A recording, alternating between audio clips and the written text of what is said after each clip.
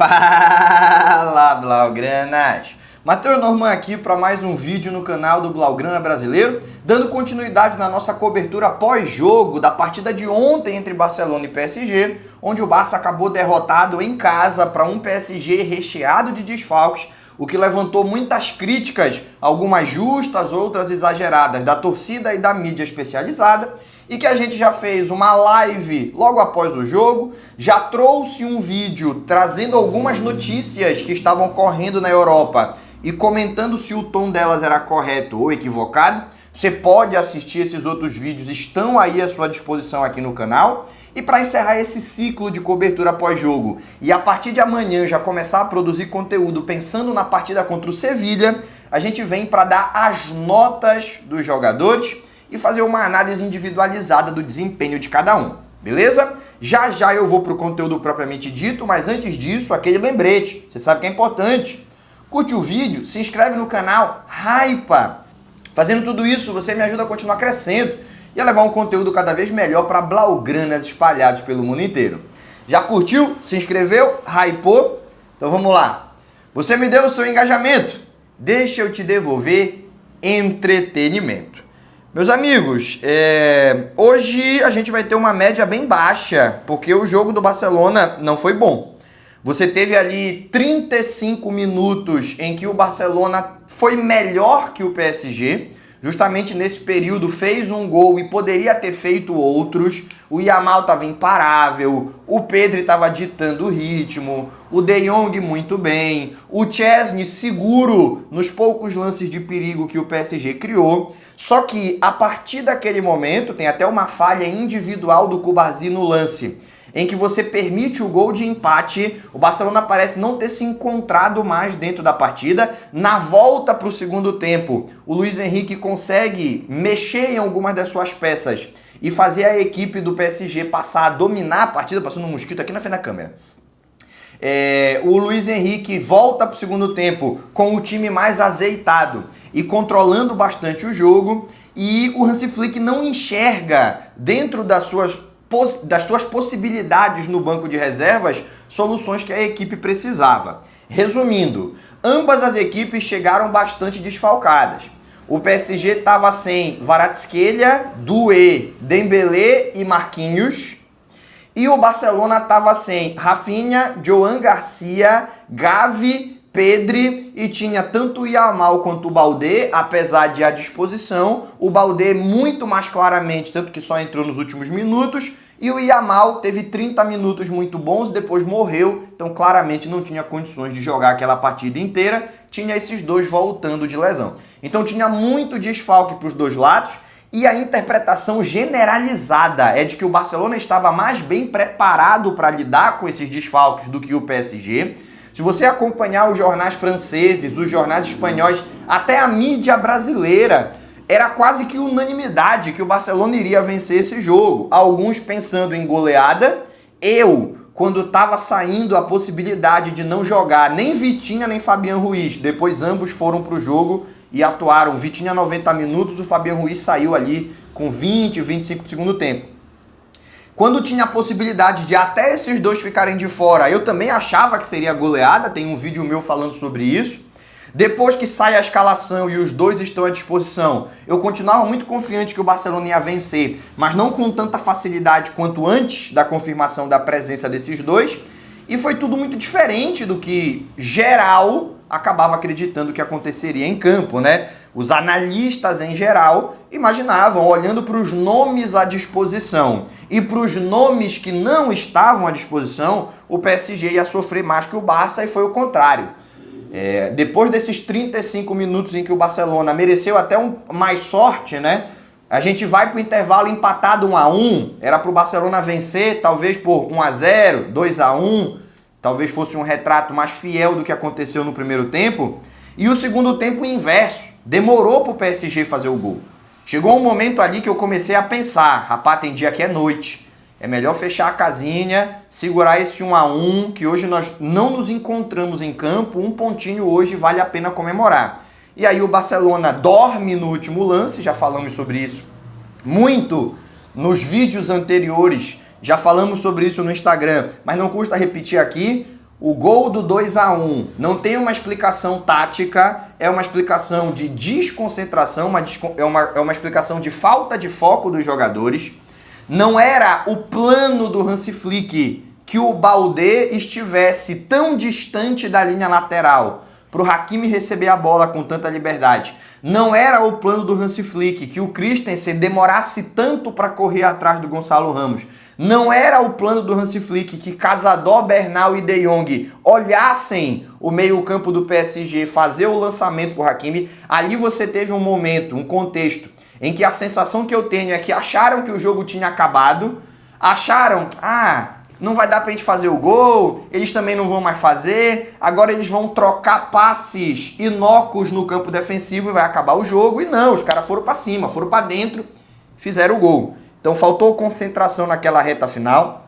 Não acredito que tenha sido um problema tático, eu acredito que foi muito mais um problema de falta de foco. E a gente já fez esse comentário antes, está reforçando agora. E no fundo, cara, é uma derrota que não é injusta. Barcelona, se a gente fosse escolher, eu acho que o resultado mais justo seria o empate mesmo. Acho que 2-2 estava bom, pelo que os times produziram. Afinal de contas, o Barcelona tem 2 lances em que os defensores do PSG tiram a bola em cima da linha, pô. O lance que o Ferran dribla o goleiro, chuta, o Zabarni salva, e o lance que a bola sobra pro Dani Olmo, ele bate, o Hakimi salva. Também não podemos ignorar isso, mas o PSG teve uma bola na trave, além dos 2 gols que fez, então eu acho que talvez um empate de 2-2 fosse o mais justo para o que as equipes produziram, mas se fosse para alguém ganhar, apesar do Barcelona ter sido melhor no primeiro tempo e o PSG melhor no segundo, o Barcelona no primeiro tempo não foi tão melhor quanto o PSG foi no segundo tempo. Não dá pra gente achar que foi uma injustiça, mas um empate também não teria sido nenhum absurdo. O que nos leva a trazer um vídeo bastante crítico ao desempenho individual, porque o PSG teve Barcola, Mayulu e Mbaye. Tu não pode tomar gol desse ataque. Não pode tomar gol desse ataque, o Barcelona tomou. Vitinha e Fabian Ruiz, altíssimo nível. Mas com o Zaire-Emery em campo, você tinha que ter dominado esse meio campo. O Zaire-Emery não está no nível para bater de frente com o meio campo do Barcelona. No quesito defensivo, eu nem acho que tenham sentido tantas faltas dos desfalques, né? O Zabarni, por exemplo, aqui segundo o SofaScore, foi o melhor jogador em campo, foi o que teve a melhor nota, tirou 7.8. O meu melhor jogador em campo teria sido o Hakimi. Eu acho que o Hakimi foi mais decisivo com a assistência da virada e com a bola em cima da linha que ele salvou. O torcedor do Barcelona pode reclamar de uma expulsão do Nuno Mendes, que o árbitro tinha escorpião no bolso, ficou com medo de meter a mão para dar o cartão. Era um claríssimo lance para expulsão. Todos os comentaristas de arbitragem do planeta concordam que aquele lance era para expulsão. A transmissão brasileira da Champions League, os comentaristas, o narrador, era para expulsão. Houve um momento de dúvida se tinha sido falta dele ou do Fabian, mas a falta foi do Nuno Mendes. Era para expulsão, era um lance perigoso. O Yamal dribla, traz para dentro, vai dar aquela chapada que ele tá acostumado, que é muito perigosa. O Nuno Mendes dá o carrinho para matar a jogada, já tinha amarelo. Segundo amarelo, expulsão. O torcedor do Barcelona pode reclamar disso, mas em geral, eu não acho que vale a pena e nem que seria saudável a gente focar nessa não expulsão. Eu acho que a gente precisa entender o que o Barcelona fez de errado para evoluir e não repetir isso num jogo que seja decisivo. Tinha falado isso antes da partida, para ninguém me chamar de oportunista. Agora que perdeu tá falando isso. Eu passei a semana inteira falando isso. Eu acho até que eu dei um tiro no pé, porque eu podia ter vendido esse jogo para ter mais engajamento, e eu não fiz. Eu diminuí muito a importância dele, não só pelos desfalques, mas também pelo fato de que é uma segunda rodada de uma fase liga em um modelo de Champions em que a importância dos pontos é bastante esvaziado. Perder para o PSG complica a vida do Barcelona na sequência da temporada? Não. E ganhar facilita? Menos ainda. Talvez se fosse a penúltima rodada ou a última, já ali com as disputas mais acirradas, bem visíveis na tabela, talvez o jogo tivesse uma importância maior, mas no fundo, ganhar do PSG, tu ainda tem 6 rodadas para tropeçar, tu não garantiu nada. Perdendo pro PSG, tu tem 6 rodadas para se recuperar, tu não perdeu nada. Se o Barcelona ganhar os próximos 6 jogos, vai terminar a primeira fase com 21 pontos. Na temporada passada, 21 pontos foi a pontuação do Liverpool, que foi o primeiro lugar geral. O segundo lugar foi o Barcelona com 19. Então, assim, eu não sei muito bem o que é que esse jogo tinha de efeito prático, efeito de pontuação, efeito de classificação. Isso a gente vai descobrir lá no final. Tá vendo? Aquele 1 ponto que ficou no caminho, aqueles 2 pontos que o PSG ganhou com gol nos acréscimos, isso daí tá fazendo diferença. A gente vai ver isso melhor no final, mas se a gente levar em consideração o contexto da partida, é uma partida esvaziada de importância pelos desfalques e pelo caráter não decisivo que ela tinha, né? No entanto, dito tudo isso, acreditando que algumas das críticas estão sendo exageradas, tem torcedor do Barcelona menosprezando o Hansi Flick, menosprezando os jogadores, menosprezando os resultados da equipe na temporada passada. Tem gente falando que o Real Madrid vai ganhar o Campeonato Espanhol, o que é papo de maluco. O Barcelona pede pro PSG, então o Real Madrid vai ganhar o Campeonato Espanhol. Isso não tem nenhum sentido, né? Até dizer que o Barcelona não vai ganhar a Champions já não tem nenhum sentido. Ah, porque o PSG tá melhor, tudo bem, mas nada garante que a gente vai precisar passar pelo PSG para ser campeão. O PSG pode ser eliminado por uma equipe que encaixe um excelente jogo numa rodada de ida ou de volta na frente dos seus torcedores e consegue eliminar o PSG. Isso pode acontecer, o PSG enfrentando o Chelsea, o Arsenal, a Inter de Milão. Equipes que nem estão no nível do PSG, mas que podem eliminá-lo.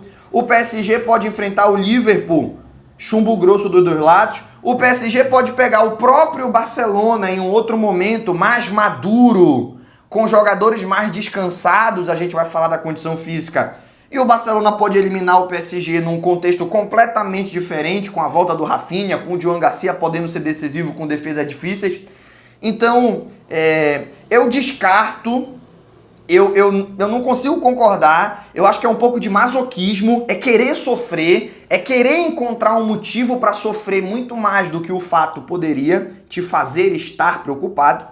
Mas tudo bem, cada um tem a sua personalidade, tem a sua maneira de torcer, mas esse jogo de ontem, ele não significa nada acerca de quem serão os campeões no final da temporada, nem a nível nacional, nem a nível continental. Beleza? Dito tudo isso, bora para as notas e para as críticas que a gente acha que os jogadores merecem?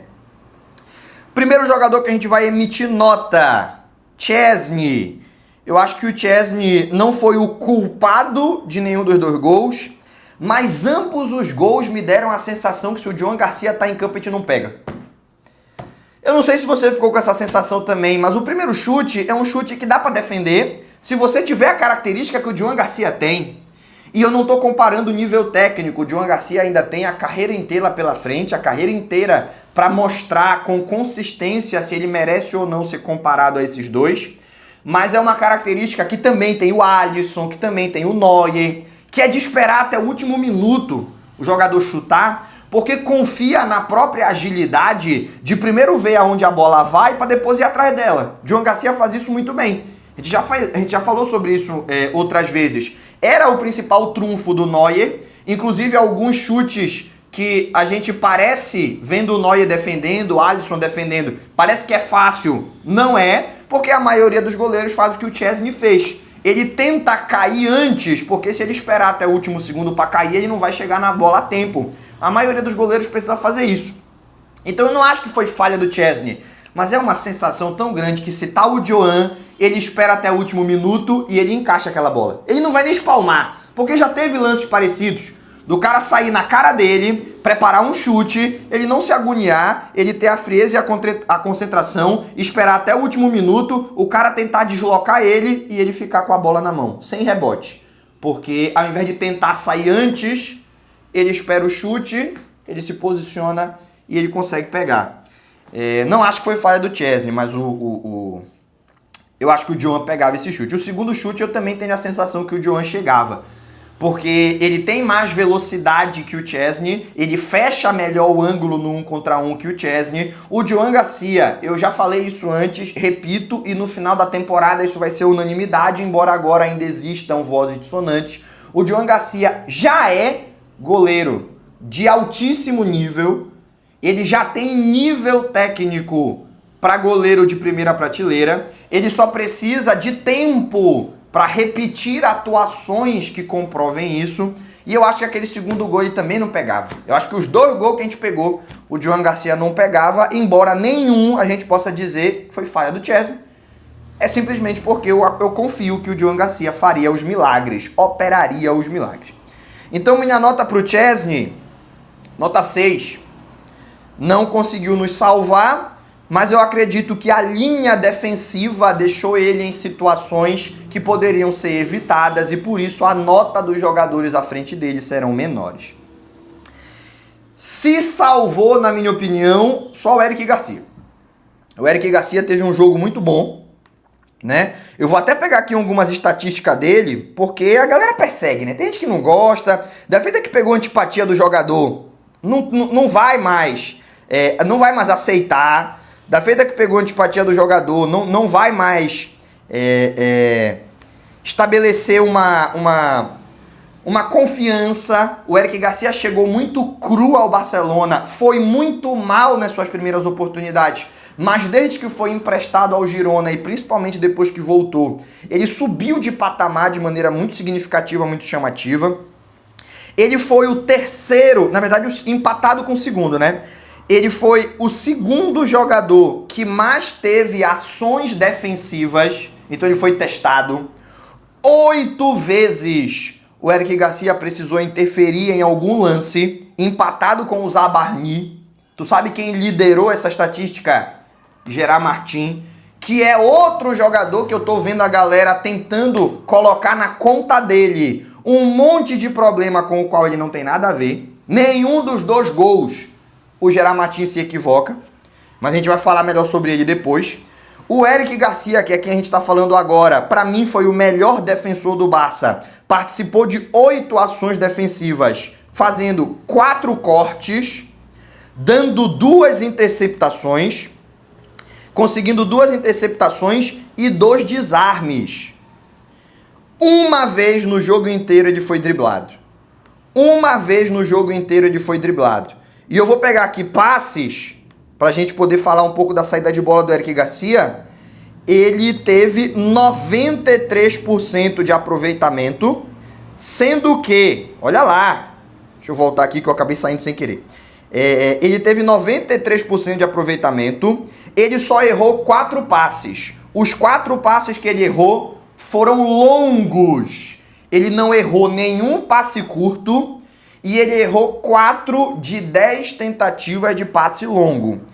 Isso daqui é muito chamativo, é muita segurança, é muita qualidade na saída de bola. O Eric Garcia, se não foi o melhor jogador, foi o melhor defensor do Barcelona no jogo de ontem. Por isso eu acredito que ele merece a nota 8.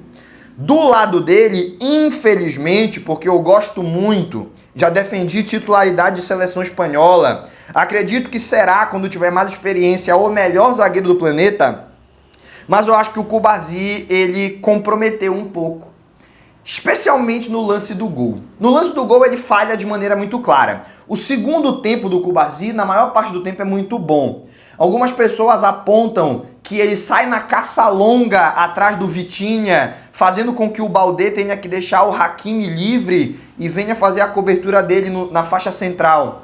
Eu sinceramente não percebi isso. Eu vou até assistir o gol de novo, porque me falaram isso pouco antes de eu vir aqui para o vídeo. Mas eu sinceramente não enxerguei dessa forma. Eu enxerguei o Baldé por iniciativa própria, fechando muito por dentro, mesmo com o Cubarsí presente. Vou olhar melhor, se eu tiver que retificar eu retifico, não tenho problema de admitir que errei.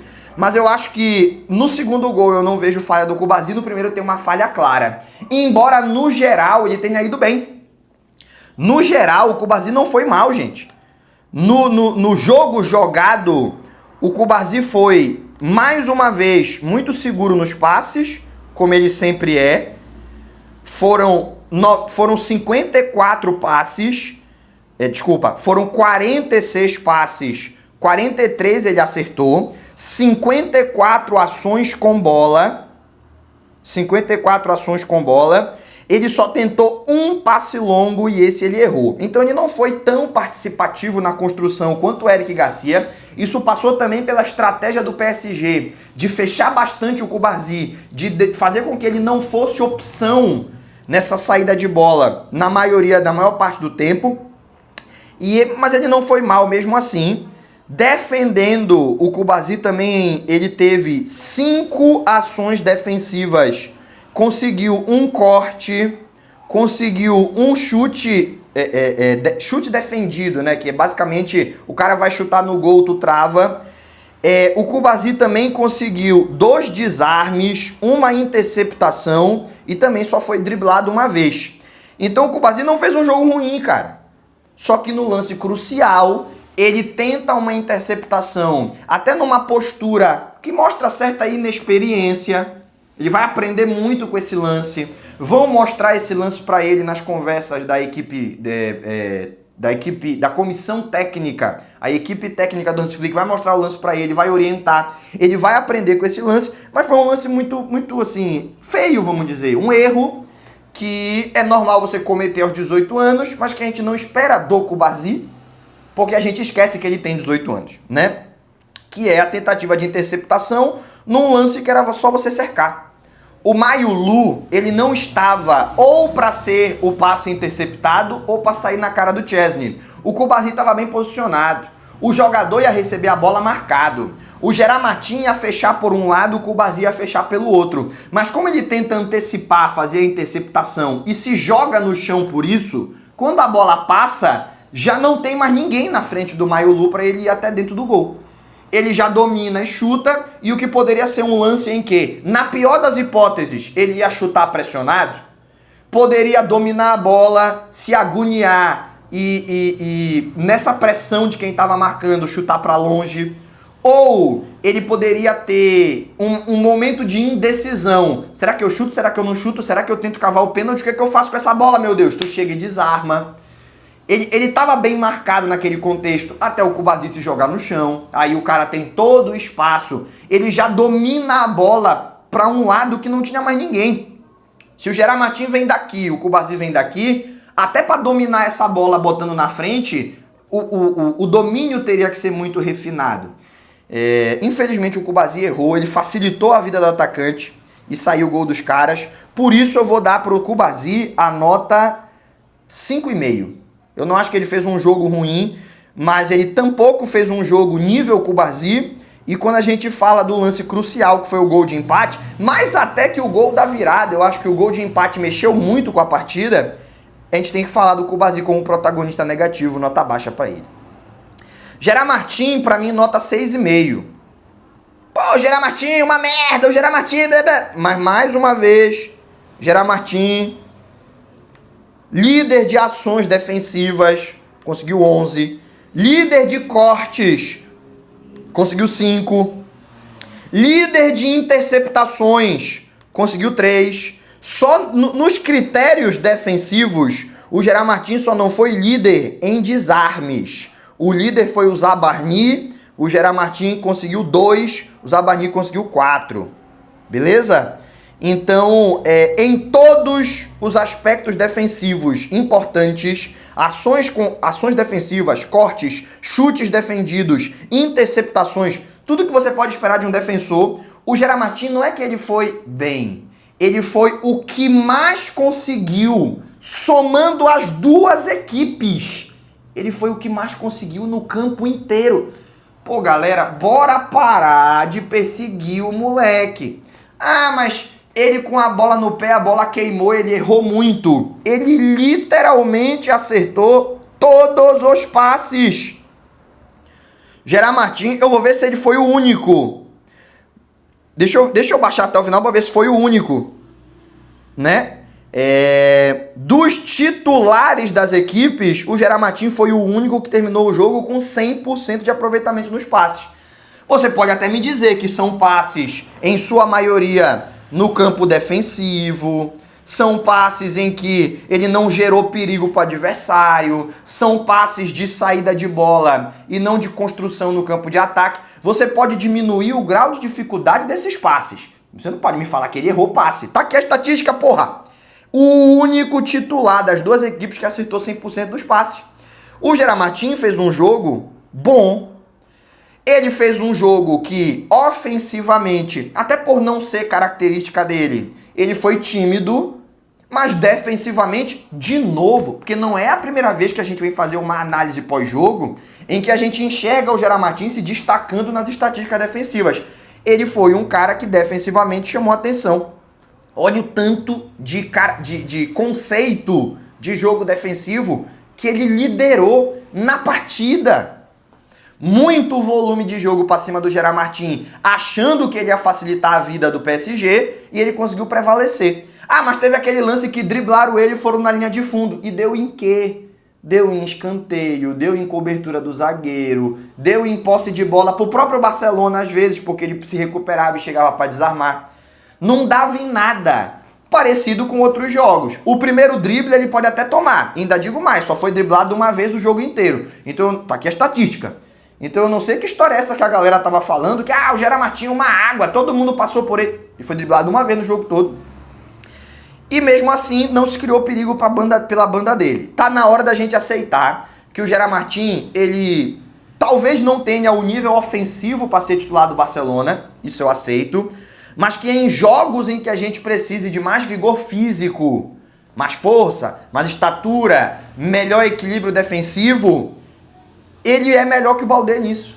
Ele defende melhor que o Baldé. E o Baldé no pacote completo é melhor que o Gerard Martin. Então vão haver partidas em que o Gerard Martin vai precisar jogar por questão de descanso, de lesão, de suspensão do Baldé. E vão ter partidas em que por questões táticas o Hansi Flick pode escolher ele. Aceitem, parem de perseguir o garoto.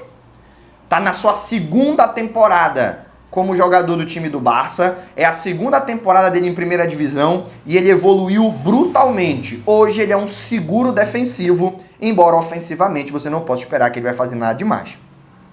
Do outro lado, queimou minha língua, porque eu falei tão bem dele antes do jogo, especialmente no aspecto defensivo. Koundé não conseguiu ir bem na partida.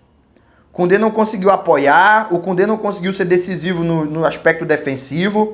Foi driblado 2 vezes, né? Dos 11 duelos pelo chão, ele ganhou menos da metade, foram 11 duelos, só ganhou 5. Dos duelos pelo alto, ele não ganhou nenhum. Uma bola aérea que foi para cima do Koundé, ele não conseguiu prevalecer. Perdeu muitas vezes a posse de bola, perdeu 9 vezes a posse de bola. Eu não gostei nem um pouco do jogo do Koundé. Eu não acho que ele conseguiu ser incisivo no ataque, ao mesmo tempo que ele não conseguiu ser contundente na defesa. Para mim, o Koundé foi nota 5.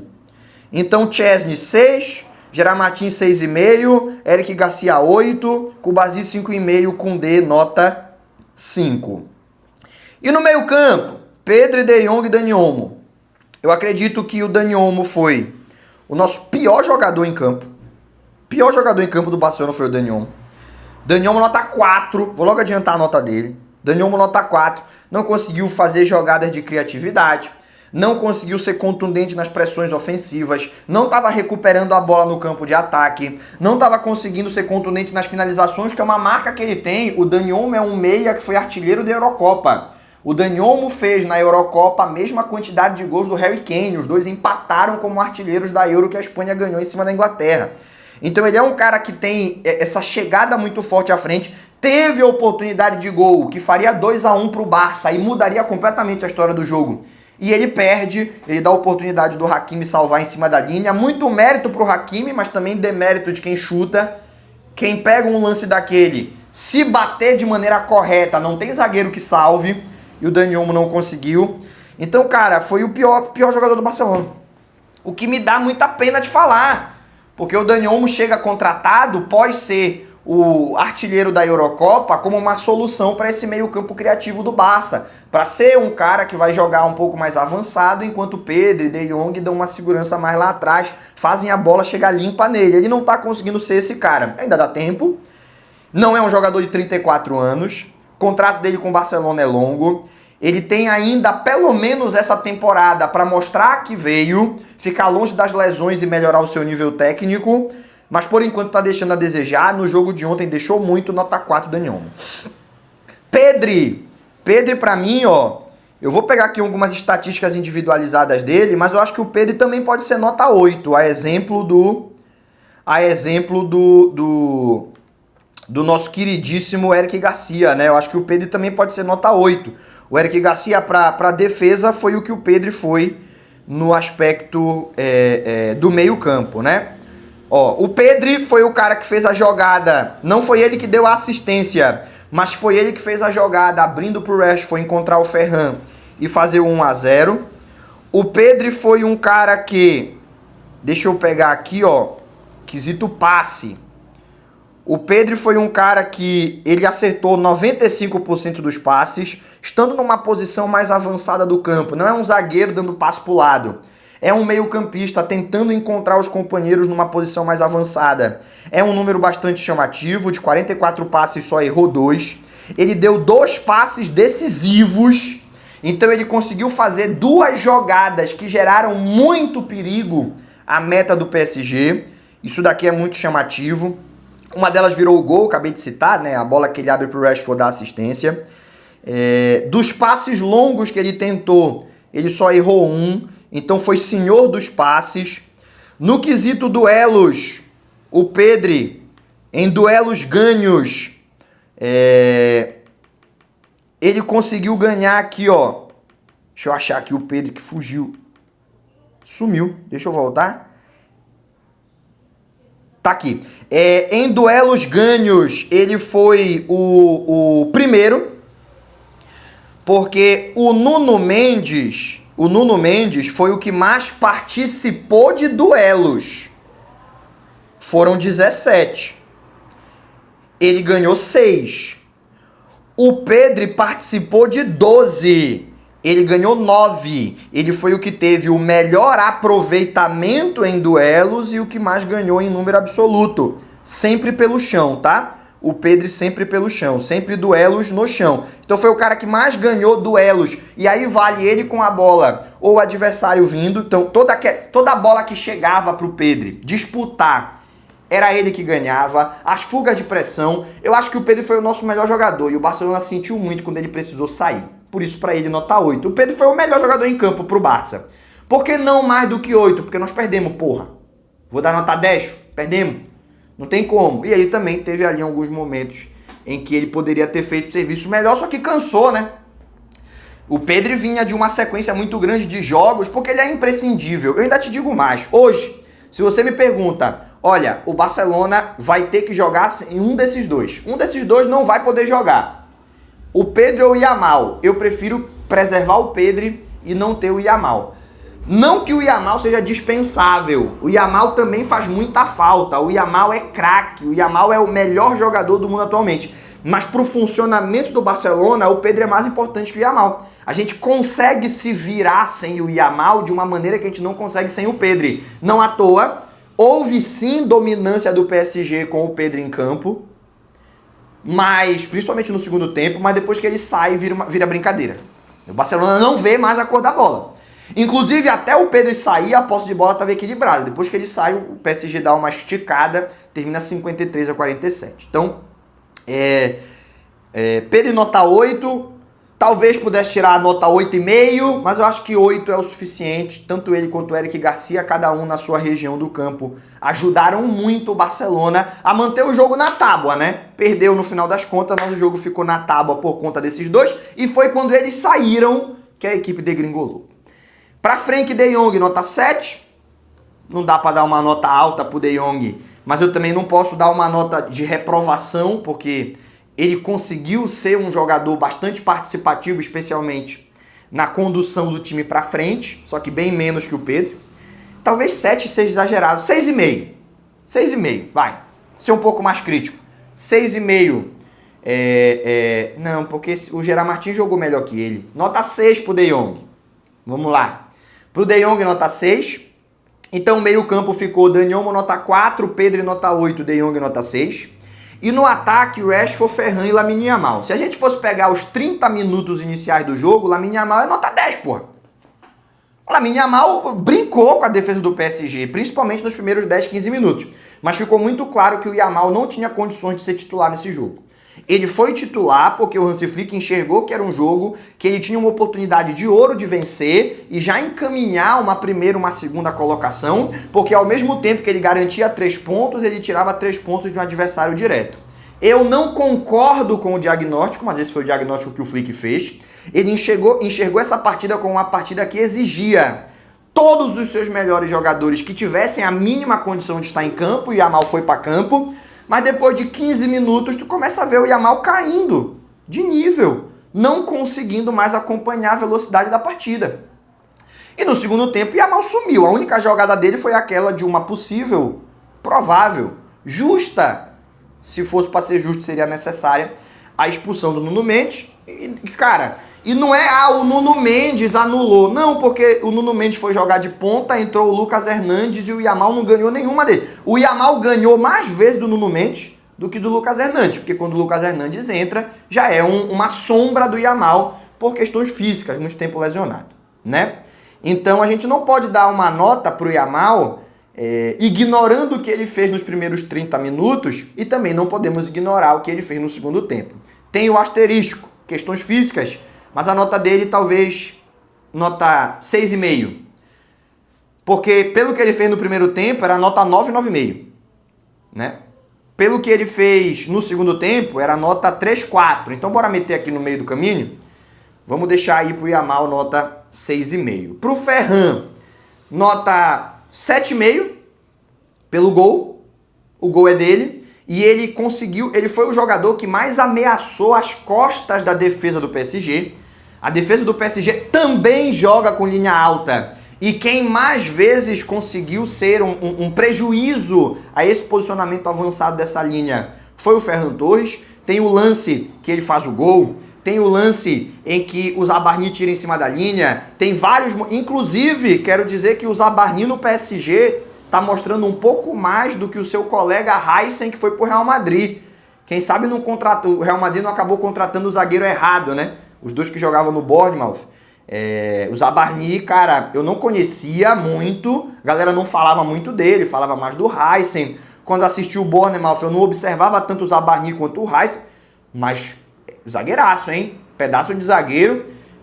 Nesse momento em que o Marquinhos já caminha para entrar no declínio, que é natural, que vem com a idade, eu acho que o Zabarni pode ser um bom substituto para ele aí. O PSG acertou em cheio com essa contratação e salvou o que seria o primeiro gol do Ferran Torres. Depois ele foi lá, fez o segundo, foi bastante participativo, e quando ele cai junto com a equipe inteira. Ele cai quando a equipe inteira cai, então eu não consigo dar uma nota baixa para ele. 7,5 pelo gol. Se não fosse o gol seria 6,5, mas o gol pesa, né? O gol pesa. E mais um gol do Tiburon, né? Tiburon acumulando gols nesse começo de temporada. Se ele mantiver essa média até o final, ele vai nos ajudar muito na briga por títulos. Rashford é assistência. O Rashford é o líder de assistências do Barcelona na atual temporada, cara.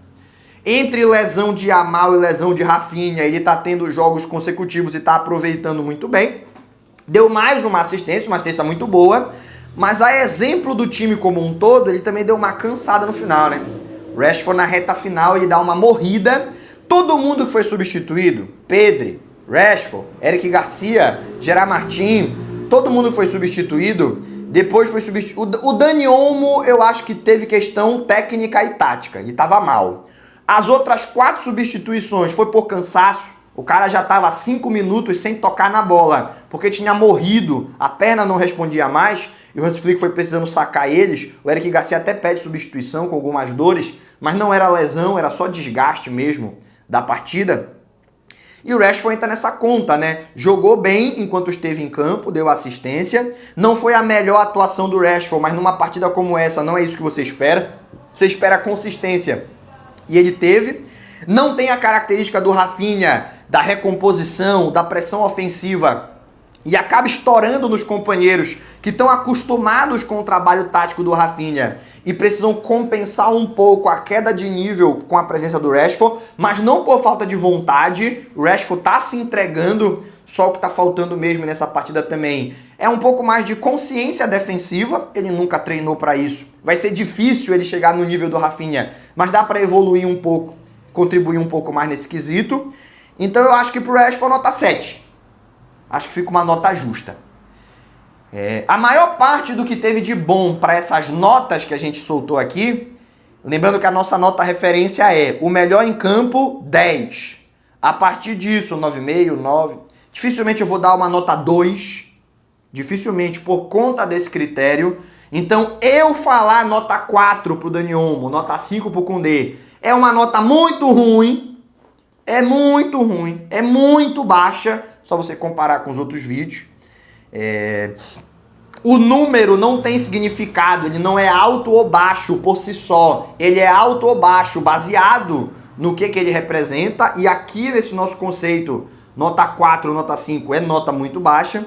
Da mesma maneira que uma nota 8, como foi pro caso do Pedro e do Eric Garcia, é mais um reconhecimento a eles terem se salvado em uma noite coletiva não tão boa do que necessariamente dizer que eles mandaram no jogo. Eu sei que se você for pro SofaScore, pro FlashScore, para esses sites aí que fazem estatística, uma nota 8 é uma nota muito alta.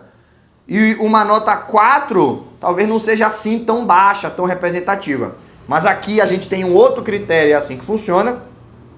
E eu acredito que essas notas acabam sendo justas, né? Repetindo as notas do ataque, Yamal, nota 6,5, Ferran Torres 7,5, Rashford 7. E a galera que entrou no segundo tempo? Eu acho que todo mundo entrou numa roubada, né? Se a gente fosse dar uma nota pro Cazador, pro Bernal, pro Lewandowski, era a nota de quem não viu a cor da bola. Só que eles entraram numa roubada, o Bernal entra no lugar do Pedri, num momento em que, claramente, ele não tinha condições de estar em campo. O Bernal não estava com a capacidade física de estar numa partida daquela. Mas precisou entrar, porque Gavi e Fermin foram pro saco. Então ele ia ter que entrar nessa partida. Se o Pedro precisasse sair, era o Bernal que entrava. O Cazador entra no lugar do Dani Olmo pro Pedro ser mais adiantado. E até para preservar um pouco energias. E eu não sei se ele consegue responder à altura da exigência do jogo. Ele já respondeu a jogos desse nível de exigência, mas nesse jogo em si não conseguiu. Vamos lembrar da atuação do Bernabéu, vamos lembrar da atuação contra o Bayern Montjuïc, que o Cazador é brabo, mas ainda precisa se reencontrar. Nessa temporada tá devendo, e nesse jogo não conseguiu ser impactante. O Christensen jogou pouco minuto, jogou pouco tempo, e para mim, junto ao Baldé, que também jogou pouco tempo, ficam marcados ali naquele segundo gol. O Baldé não marca o Hakimi, o Christensen não marca o Gonçalo, porque acha que ele vai ficar impedido. Mas o Hakimi tem a inteligência de conduzir a bola ao invés de chegar dando passe de primeira.